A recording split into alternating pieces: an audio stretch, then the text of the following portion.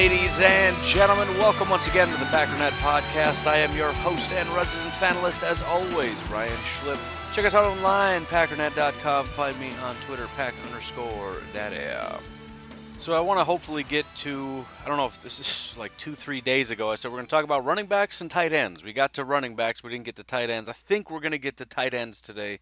There's a big group of like questions and whatnot around tight ends, so I want to get there. A little bit of talk about the Chicago Bears and a few other this and that's. Oh yeah, and we got a winner for the t-shirt giveaway.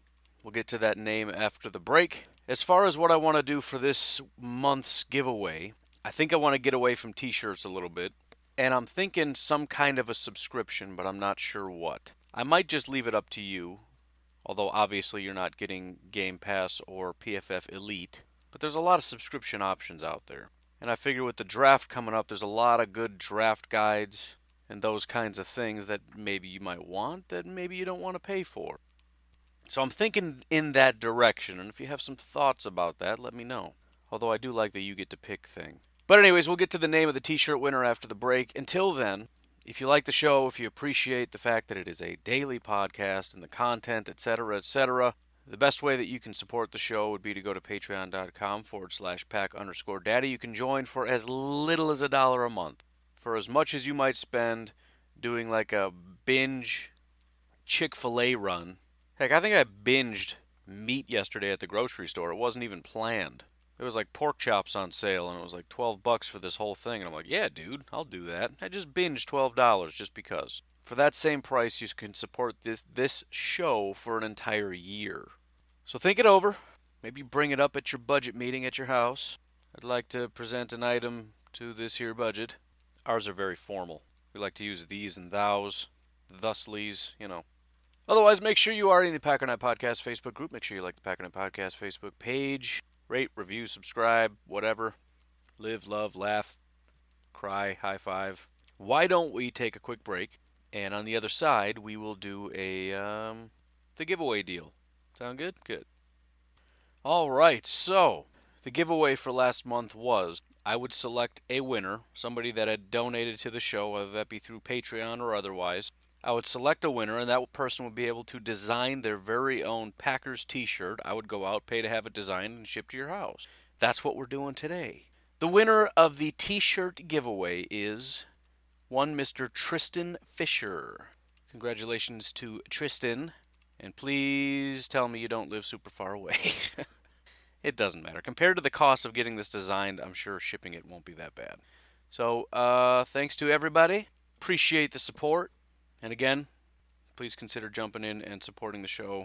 It does help to pay for all the odds and ends, things like new computers when fans are really loud, subscriptions so I can go in depth on a lot of the stuff I talk about, whether that's PFF. I'm subscribed to both Spot Track and Over the Cap because, you know, sometimes you just need different cap information. Pro Football Focus, Game Pass, all that stuff. So think it over. And you get entered into cool little giveaways. So let's start with the Chicago Bears. Obviously, there's a lot of rumors flying around. Especially, it's almost not even worth talking about all the rumors about the Packers because, again, they pick up the phone and call about everybody. And then you also have agents leaking information about there's interest in this guy so that it gins up more interest. And it just, I just feel like we haven't really even started the process yet until the CBA thing kicks off. I want to hear a little bit more official things. I feel like the Austin Hooper thing was relatively official. That sounded like you never really know exactly what words were told to this person, but it at least sounded like they were going to make a half-hearted attempt, which, again, might just mean they're going to call and see if they can afford to get him. In other words, if the price is right, it's officially official, as opposed to Joe Schobert, where we know they're going to make a call. We don't know if there's any actual genuine interest. However, with that said, one of the things that has become very clear for this offseason is that the Bears are looking for an established veteran, which makes a lot of sense for several reasons. Number one, the best quarterback on their team is a free agent that is likely not going to be re-signed. He's actually, apparently the Browns are looking very heavily at him, and that's Mr. Chase Daniel. So they're losing a veteran, so it makes sense you want to bring in a veteran. The other reason would be, well, because we don't have a very good quarterback. And then the third reason for that would be we also don't have a first-round pick. Now, they do have 2 second-round picks, so If we use the more updated trade value chart, they can get up to about pick 22. So it's possible that there could be a quarterback sitting there. However, given the amount of needs that they now have because of the draft issue and not getting very many valuable free agents, etc., it would make sense to, at least for now, roll with Trubisky, go out and get a veteran quarterback, try to fill needs with those 2 second-round picks because those are valuable second-round picks. I can't imagine, you know, trading up to 22 to get a guy like Love or Eason or whoever you think might be the guy, and you're losing both your second-round picks. So now you're getting another quarterback that if he doesn't pan out, now you don't have a first or second round. It's a nightmare. So it all makes sense. Not in a great way for Bears fans, but it still makes sense. Now here's where it gets a little bit interesting. Apparently, one of the people that they have reached out to are the Cincinnati Bengals about a trade for Andy Dalton. The reason I say it's interesting is because of the part where I said trade for Andy Dalton. We're not talking about a veteran free agent. We're not talking about going out and getting Tom Brady, which I got to be honest, that would be something that I would actually really like. Maybe I would be asking for a terrible thing to have Tom Brady go to the Bears. Maybe he would make that a great team. I just think it would be Tom Brady on a downward swing on just a really terrible team. And we would see the downfall of Tom Brady and the Chicago Bears at the same time, and it would be at the hand of the Green Bay Packers. It would just be the most glorious thing ever. But anyways, getting back to reality here. Andy Dalton has one more year left on his contract. There are no guarantees left by the Cincinnati Bengals, which means the $17.7 million cap hit, I believe, would go entirely to the Chicago Bears. Beyond that, it's interesting because in order to trade for a quarterback, you kind of have to offer the Cincinnati Bengals something. Now, I don't exactly know what 33-year-old Andy Dalton would command, but I would be willing to bet at the very least you're giving up one of those second-round picks. Maybe I'm wrong, but I don't think so. Now, I'll grant to you that this isn't Jimmy Garoppolo. Not that he's even that good, but, young and aspiring compared to Andy Dalton, who's, you know what he is. And so then you get a situation where, from our perspective, the worst case scenario, as a Packer fan, the Bears have no first round pick. They use one of their second round picks to get Andy Dalton. And when the time comes, Andy Dalton takes over, Trubisky sits on the bench, and the Bears are quarterbacked by Andy Dalton, who is, I would guess, probably an upgrade, but not by a lot. Just looking at PFF, Mitch Trubisky was the 30th ranked quarterback. Andy Dalton was the 24th ranked quarterback. So this is a declining Bears team who is purging talent, whose entire identity was wrapped up in this elite defense that is going in the exact opposite direction. I think they're going to flatline. Again, 2018 was a massive spike in which a lot of guys were way over their skis. 2019 is just kind of who a lot of these guys are. Now, you could see slight spikes individually, but you're not going to see it as a unit. The problem is, however, they've got deeper issues. For example, at cornerback, they're losing Prince Amukamura. That's problematic. Kyle Fuller was only good in that Vic Fangio scheme, so either they go back to the old scheme or the old way of doing things, or they just have a useless Kyle Fuller, who is a actually pretty talented corner in the right scheme. He's just on the wrong team. He's not a press corner. He's not a press man guy. That takes a unique skill set. There's only a handful of guys that can do that at an elite level. I'm just stumbling over my tongue today. Just refuses to wake up with the rest of the body. And so we get to watch Mitch Trubisky sit on the bench and Andy Dalton take over, and they lose a second-round pick for that. And maybe it's not a second, but I just have a hard time believing you're going to get Andy Dalton for a third or later. Maybe. I don't know. But that's worst-case scenario, and then maybe you get somewhat of a revitalized version of Andy Dalton. But remember, they don't have an A.J. Green on that team. Okay. Allen Robinson maybe gets a little bit of a spike. A slightly more competent veteran quarterback is probably going to make Allen Robinson look a little bit more like the wide receiver that he is. But even so, compare that up against the Minnesota Vikings or even the Lions for that matter as far as quarterback-wide receiver combos. How scared are we of the Chicago Bears in that scenario? And again, they're giving up draft capital, which is the best-case scenario. And it's not like they're getting out scot-free with paying him. They still got to give him the $17 million. He's not free. They could rework a new contract, which would lessen the cap hit, but that's even better news because then they have to keep him for the long haul. They got to keep him then. Then they're stuck with Andy Dalton. I mean, this is it's great for so many reasons. And again, we've seen flashes of Andy Dalton, and there's definitely a possibility that he could have one of his up years, which I think he's had like one in his career where he was actually really good. But the odds of that happening with the Bears, and then again, how much more does that scare us than Kirk Cousins and Matt Stafford? By the way, both ranked top. I mean, three quarterbacks in the NFC North were ranked as top 10 quarterbacks: Aaron Rodgers, Matt Stafford, and Kirk Cousins. The Bears come into the table now with a top 25 quarterback for the first time in a long time. Like, guess what, guys? Boom, Andy Dalton time. Go away. Why are you even standing here?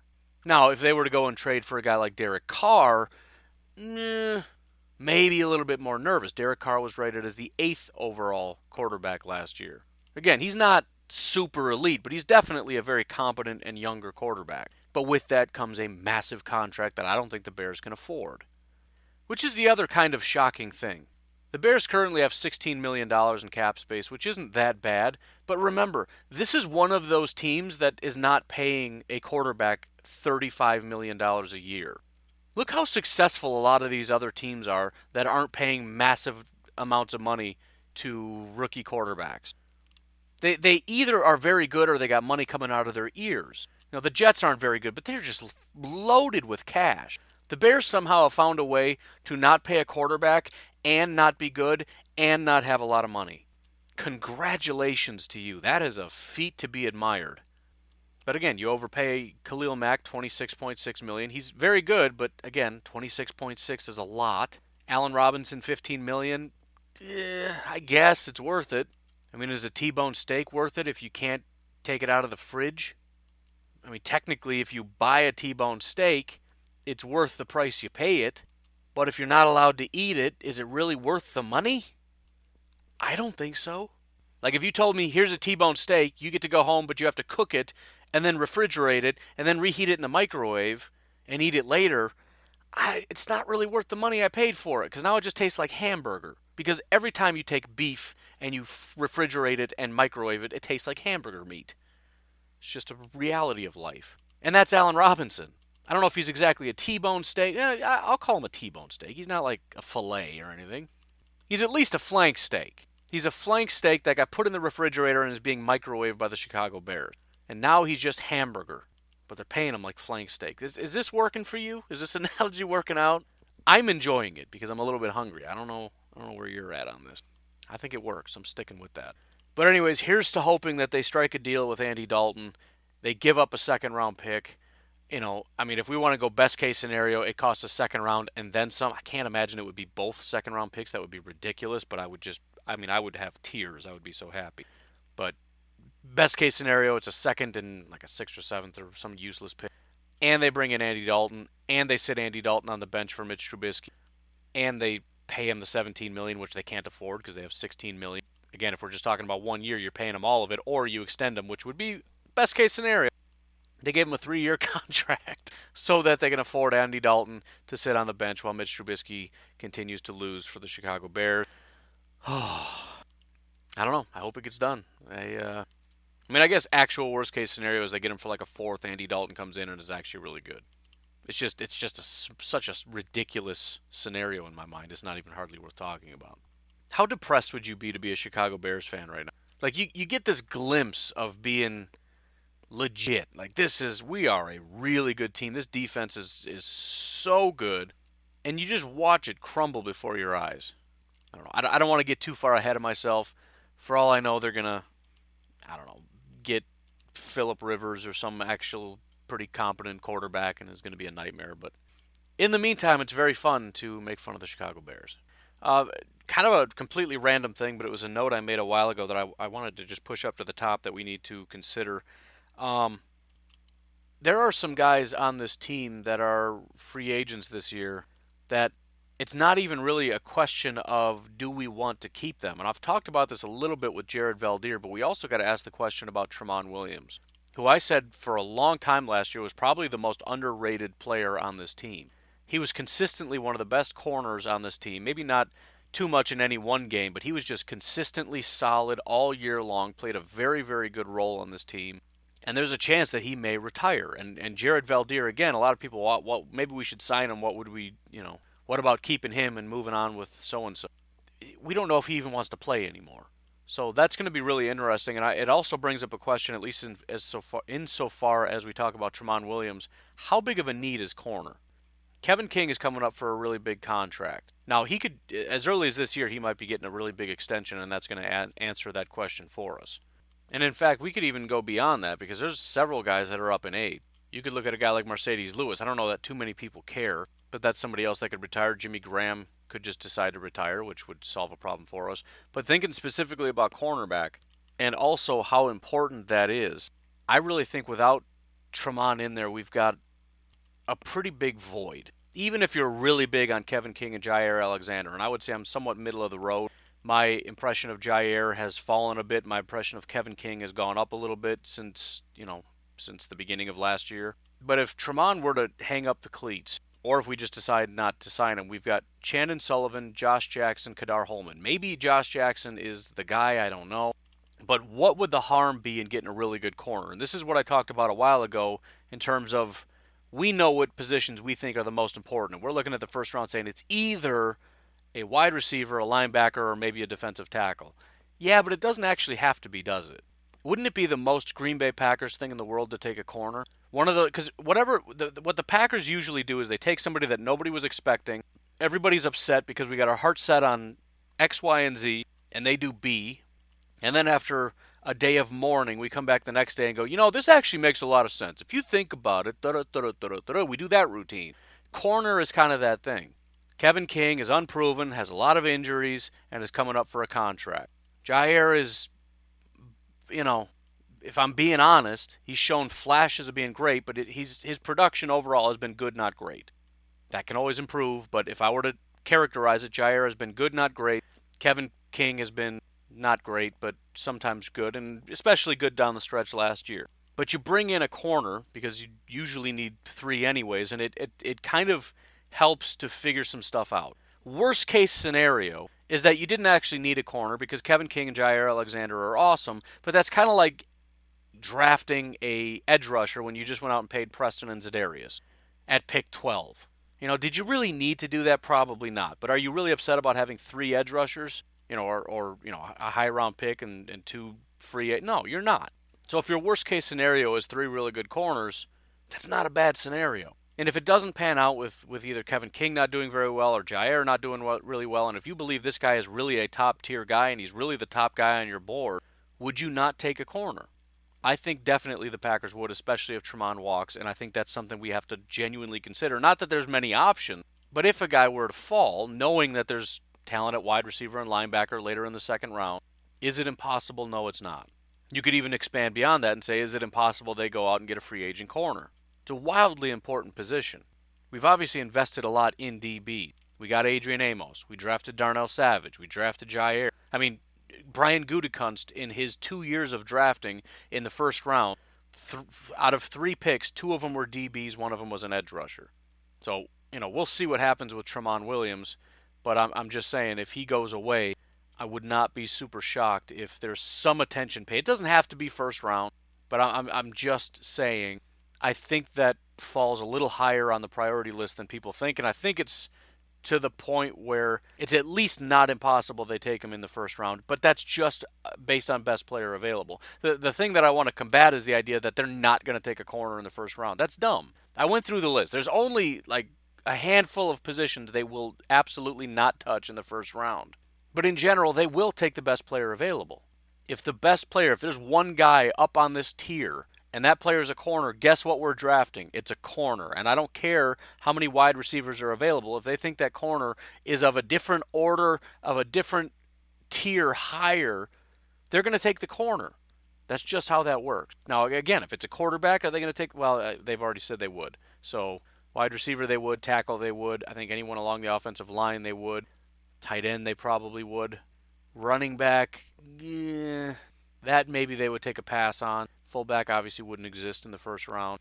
Maybe edge rusher, if a guy in another tier was an edge rusher, maybe they would move down to the next tier or try to trade out of that spot. Defensive line, obviously they would. Linebacker, obviously they would. Safety, I still think they would because we use a lot of three safety, and we got Darnell and Adrian, but we could still use a third, so they probably would, although that would be another hated pick by Packers fans for the most part. So again, I don't see a lot of positions in which, if this is, again, we're talking tiers. I'm not talking about, because that's how these things get broken up. You've got tiers of players. There's, your top tier, which has got like two guys on it, and as you go through, you checking guys off the board. And if you've got, your third tier with a bunch of guys, but there's still one guy left on that second tier, the Packers are going to take the guy on the second tier because that's more important. Getting a second tier type player, if you think about it in terms of grades, let's say it's just a 10-point scale. And, 10 is the first tier is from 9.5 to 10, second tier is from 9 to 9.5, and then, whatever. There's a bunch of 8.5s to 9s, but there's one guy that's like a 9.2. Of course you're going to take the 9.2. I'm really trailing off on this, but I still want to do this, not just for you, but for me, because I'm getting into that mode where it's like, it's going to be these five guys. And then you get down to it, and like two of those five guys are left, and it's like, ooh, it's going to be one of these two. And they take somebody that you never even talked about at a position you never even considered. And it's like, I'm not going to do that to myself this year. I'm going to know all the prospects. I'm going to get to know all of them, likes and dislikes, and I will judge them based on how I think of them as an individual, not based on it's going to be one of these two guys at one of these two positions. Because the Packers just never, ever, ever do that. They might draft the position we're thinking, but even if they do, it's not going to be the player we were thinking. Again, the only single time ever that I can remember where the Packers draft came up, it was their pick, and it was like, this is definitely the guy, was HaHa Clinton Dix. Where everybody was like, dude, it's got to be HaHa, and they took HaHa, and it was like, oh, there you go, that was easy. Not one other time did I say I know who they're picking. Every other time has been, who? What? Rashawn Gary? Why? Darnell set you traded up? I thought we could get him in the second round. What are you trading up for? You could have got him back where we were sitting. Kenny Clark? Who's Kenny Clark? It's always just, I didn't expect that. Always. And even the announcers, right? Because, or the guys, the broadcasters. Because the Packers have a generally good reputation, they tend to put a good spin on it, but they were never, they're flipping through their books like, oh, geez, all right, let's slide over here to the late second round guys. Yeah, there he is. Oh, this is a great player they're getting right here. I'll tell you what, Packers are crazy like that, man. This topic got away from me, but I'm right. Be prepared for it. And I also want you to be prepared for it because I don't want just this flood of negativity. Because you and I and we as a community have built up this idea that it has to be this, and the Packers are going to deviate from it. And then it's just going to be vile, vitriolic hatred toward the Green Bay Packers because they did something so dumb, and you get the negative people and kind of the middle of the road people all being super negative and being hateful at one of my favorite times of the year, the draft. When we just got a really top-tier player, according to Brian Gutekunst and this incredible staff, and all we get are Packer fans crying and moaning. Not doing that this year. Not doing it. People still kicking and screaming about Rashawn Gary. Another thing from the CBA that's somewhat interesting, I don't exactly know how this is all going to play out, but it means you're probably less likely to have guys poached from you. This is from Tom Pelissero. He tweeted out, another notable change under the proposed CBA. Practice squad players elevated to the active roster may be returned to the practice squad twice without having to go through waivers.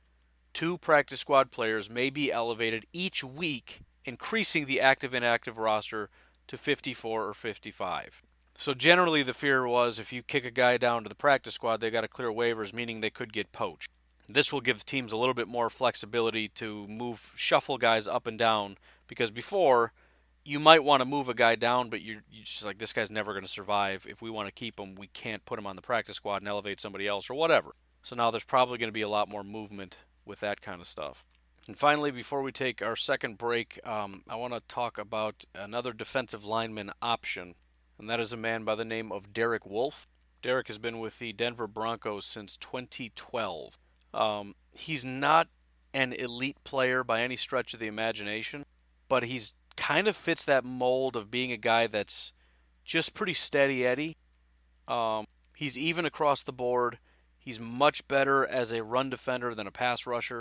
And I think he kind of fits that mold a little bit more as far as what Mike Pettin is looking for. 6'5", 285. Again, tall, long, and lean. And again, at 285, you would expect him to be more of a pass rusher than a run defender, but he's one of those guys that just uses his length properly. He's a technician.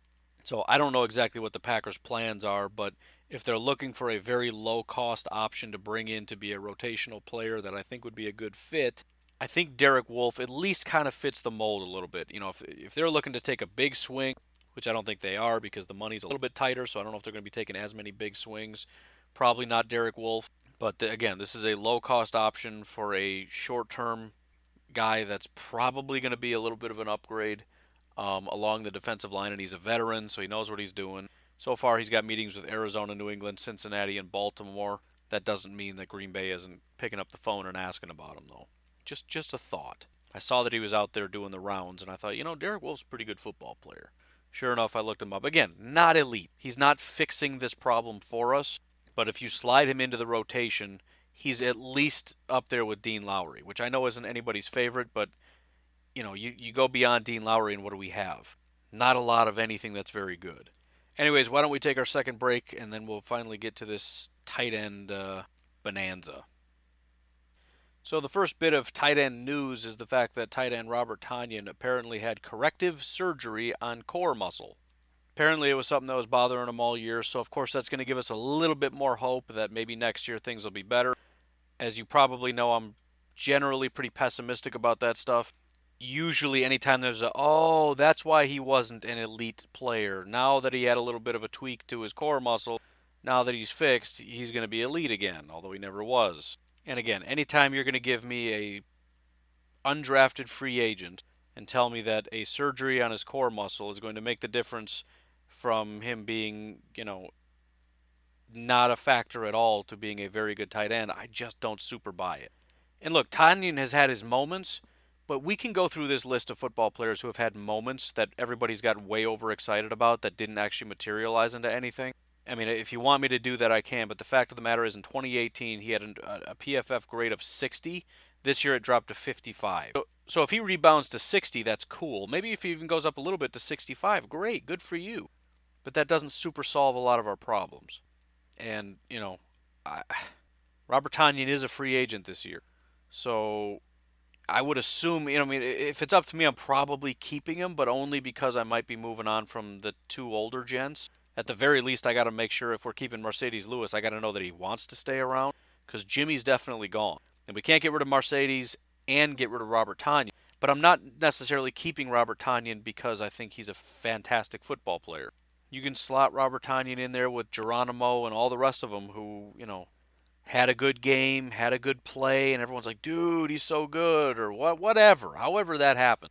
And again, he has flashes, but every football player on planet Earth has had a good game or two. What is it we want at tight end? Is that what we aspire to? Robert Tonyan, who had two good games, only one of which where he had any kind of substantial snaps, that was against the Minnesota Vikings. In 2018, he had one good game, and that was a game in which he had 3 total snaps. So I'm not trying to dog on the guy. I saw the comments to this like, oh, that explain. No, not really. It might explain a little bit, but Tonyan is Tonyan, man. He was undrafted for a reason. And by the way, it was the Lions that picked him up as an undrafted free agent. They promptly dumped him, and we picked him up. And he's probably getting as much time as he is because we don't have any competent tight ends on our team and haven't had for a very long time. That's conducive to having a guy like Robert Tonyan get snaps. I mean, Richard Rodgers has been the best tight end the Packers have had. I mean, on a consistent basis since Finley back in like 2010, which I actually want to talk about in a minute here. So we'll get off of this because I don't want to trash Tonyan too much. Just please relax on the he had surgery, so now he's going to be great stuff. That's nonsense. All right, here's a question I got a long time ago from Steve on Instagram, and it is about Hayden Hurst. So we're kind of going back in time. I talked about Hayden Hurst and how I thought that way of doing things kind of made sense. So I want to kind of run through this a little bit. Steve says, I would take Harrison Bryant in the third before trading a third for Hurst. So first of all, let me just say I admire the gusto. I think that is a proper attitude to have if you're going to be a GM. I don't need to pay for somebody else's picks. I can go get my own. If you have a GM, he better be thinking in those terms. Because if you got a guy, as I've said before, that's just buying up everybody else's good draft picks because you can't draft well, that it's time for you to go. But I think the bigger issue is what do we actually know and what can we control compared to what we think Bryant can be. So, first of all, we don't even know if Bryant is available in the third, correct? So, this isn't a proper strategy. The other question would be how many tight ends do we think will be available with our third round pick, which is a late third round pick, that we would rather have over Hayden Hurst? And are we willing to risk not even getting a tight end because all those guys got drafted in an effort to protect our third round pick? Even if we would have to guarantee that these guys are available and then look at it and say, okay, which would you rather have? But again, remember, we can't do that. If we've got a list of two guys that we think would be better in the third than trading that third for Hayden Hurst, what happens if those two guys are gone? Do you reach on a fourth round prospect tight end? No, that's a terrible waste of a pick. And so now we go into the fourth round hoping that there's at least a fourth round tight end worthy of picking. And if there isn't, we're really risking going through this whole process without even getting a tight end until maybe free agency. So it's a pretty high risk proposition, again, compared to what we know we can control, which is if Baltimore's willing to accept this trade, we can just give it to them and we get Hurst, and that's it. We know that that's on the table because they said that they would agree to it. I mean, I'm making that part up, but we're assuming that portion of it. So if we assume both now, let's say we know with absolute certainty that Bryant is there and we know that we can get him for a third. So that portion of this pros and cons column is going to be a wash. It's the same cost, at least as far as draft capital. With Bryant, you're going to get a guy that's 4 years younger and $3 million cheap. We're going to get him on his rookie deal for 4 years as opposed to 2 years. None of those things are trivial. Those things matter. The upside with Hurst that I would argue, though, is that he's already the guy we're looking for. He's exactly what we want and have not been able to find really since ever. He is the elusive top 10 tight end that the Packers have been trying to find for the entirety of Rodgers' career. If we look back, and I did, at PFF's ranking, go all the way back to 2008, which is the start of Finley's career. These are our top tight ends and how they ranked via PFF. Finley in 2008 was 60th. In 2009, he was 16th. In 2010, he was 8th. So he was top 10. He was 8th. In 2011, he was 53rd. In 2012, he was 63rd. In 2013, he was 23rd. Again, the talk that Finley was a very good tight end was nonsense. He was a good tight end maybe once. I remember the talk about Finley back in the day. It was maybe this year he's going to be the guy that he always, this year is going to be different. He's going to be really good this year. And it just never materialized. So in the 6 years that he was with Green Bay, once he was top 10. After that in 2014, we had Quarles, who was 61st. Richard Rodgers, who was 28th. Jared Cook, who was 28th. Again, we all talk about how much we miss Jared Cook. He was garbage for the entire year, but then kind of got really good in the postseason. But that largely was because Jordy got hurt, and he became the number one receiver. 2017, it was Rodgers again, who was 83rd. 2018, Tonyan, who was 69th. And then in 2019, Mercedes Lewis, 23rd. Since 2008, over 10 years, we have had one top 10 tight end ever. Only twice have we had a top 20 tight end. That was in 2009 and 2010 with Jermichael Finley. There were only 3 other times in that period where it was even top 32. Mercedes Lewis in 2019, which we know was not even our number one tight end, but I'll put him in there anyways. Jared Cook barely in 2016, and Jermichael Finley once in 2013. Outside of that, we got 60s and 50s and 80s. Terrible tight ends. And so, as much as I appreciate the gusto, we could just draft a guy, no problem. And granted, a lot of this is not a whole lot of actually trying. Andrew Quarles was not a lot of trying. Richard Rodgers wasn't a lot of effort. Cook and all these older veteran guys is not a whole lot of trying. So maybe you could say that this is actual effort. But again, we're talking about a third-round pick. It's not first round. A lot of these guys were what? Richard Rodgers and Quarles were what? Fourth-round picks? Is it that much more of a certainty that he's going to be really good? Again, I just don't want to overestimate how easy it is to find tight ends. We've been trying. Mike McCarthy wanted desperately, I want a tight end. He talked about how that's the most important position. And in his offense, tight end. Never, ever, ever can we find a tight end that's any good. And now we got a new head coach, and guess what he likes? Tight ends. He wants tight ends. He values tight ends. The NFL values tight ends. We talked about how important it is to have a really good tight end. Hayden Hurst this past year was the 13th best tight end. And as much as that might not seem impressive, it would be the second best performance ever by a tight end in Green Bay in the last 12 years. And although it's not definitely a certainty he could come over and not be a good tight end, that's possible. We know that he has the upside that he has. We know that he can perform at that level. But let's look at it from another perspective here. Let's take it from one other angle. 36 tight ends have been taken in the last 2 years. Those are the years in which Hayden Hurst was drafted. 7 of them are good. 11 are average. 13 were bad, and 5 were straight up garbage. 7 out of 36 are any good. So either way, I'm not going to be mad. Either strategy makes sense and works for me. I just don't want to, again, understate how rare of an opportunity it is to get a guy that has top 10 potential as a tight end. A guy that was drafted in the first that's actually producing like a first-round tight end. And again, his cost is going to be a rookie cost because he's on his rookie contract. So, again, I respect it, but I think if you were to, whether or not that's a better strategy, whether or not that's the more prudent thing to do, it probably is. I think, honestly, if you were to put your money down between Harrison Bryant or Hayden Hurst, which one is going to have a better year in 2020, I would be stunned if Harrison Bryant had a better year than Hayden Hurst. Obviously, that depends which teams they each end up at, but I would be genuinely very stunned. And so I would go the Harrison Bryant route only insofar as I believe in the Ted Thompson model of you don't just give these guys away for older guys and, you got to build the right way through the draft and blah, blah, blah, blah, blah. But again, the miss rate on tight ends is it's ridiculous. So, again, I respect it, but I'm going to hold my ground where I'm at on this as far as just being a good decision. And we got to see what the cost is. And maybe Harrison Bryant would be available later. Maybe Hayden Hurst is about to completely fall off and it's been a fluke for a couple years that he's been any good. And Harrison Bryant is the next Travis Kelce, and then I'm just a big dummy. I don't know. But again, I'm just kind of playing the odds here. It's very hard to actually get a tight end to produce in the way that Hayden Hurst is. And if he's just being offered up with his rookie contract, I just have a real hard time saying no, depending on cost. But I just have a hard time. Anyways, I'm going to leave it at that. You folks have yourselves a fantastic day. I will talk to you tomorrow. Have a good one. Bye-bye.